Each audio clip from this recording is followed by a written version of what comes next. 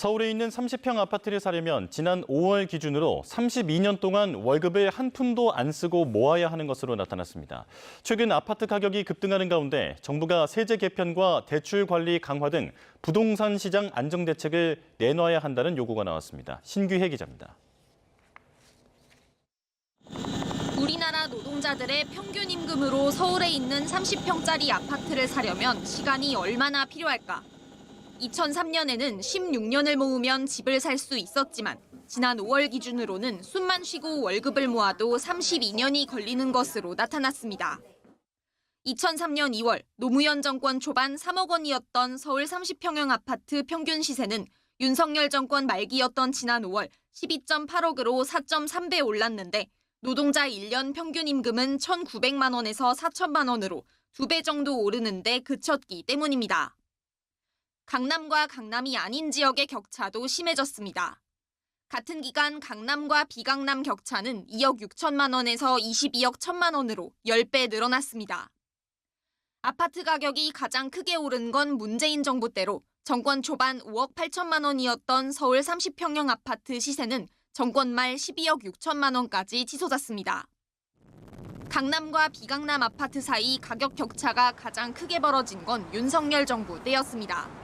이런 이제 그 과정에서 아파트를 사고 팔면서 시세 차익을 막 이렇게 수억 원, 뭐 한 10억 가까운 시세 차익을 이제 이렇게 얻은 분들이 투기에 지금 나서고 있다는. 경실련은 최근 서울 아파트 가격이 폭등하는 가운데 이재명 대통령이 대선 기간 강조한 공급 확대 정책만으로는 시장이 안정되기 어렵다며 세제 개편 등의 대책 마련을 촉구했습니다. 종부세, 특별공제가 80%입니다, 최대. 이거 과거에 노무현 정부 때 최대 30%였습니다. 그래서 이러한 세제를 다시 예전으로 가서 공평과세를 하자는 거예요.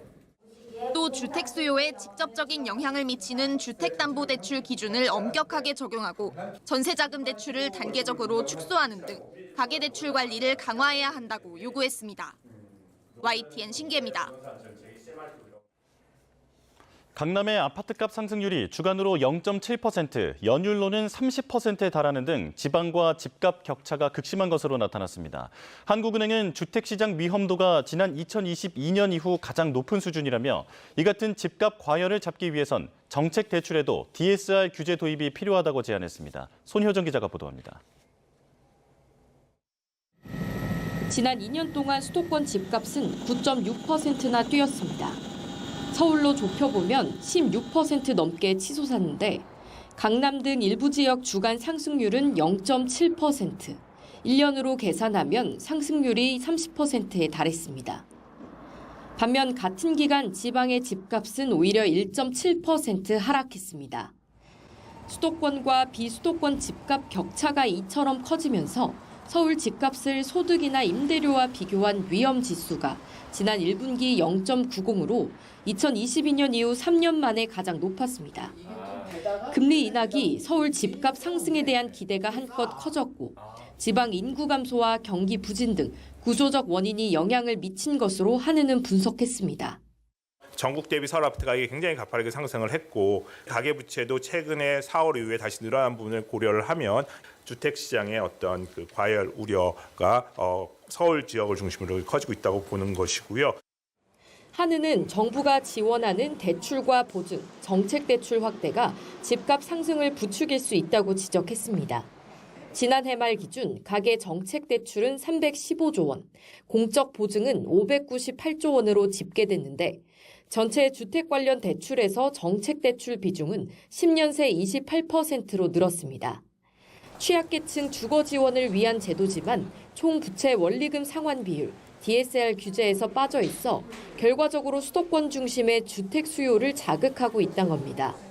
한은은 수도권 주택부터 DSR 규제를 단계적으로 적용하고 주택 정책금융 공급을 적정 수준으로 관리해야 한다고 제안했습니다.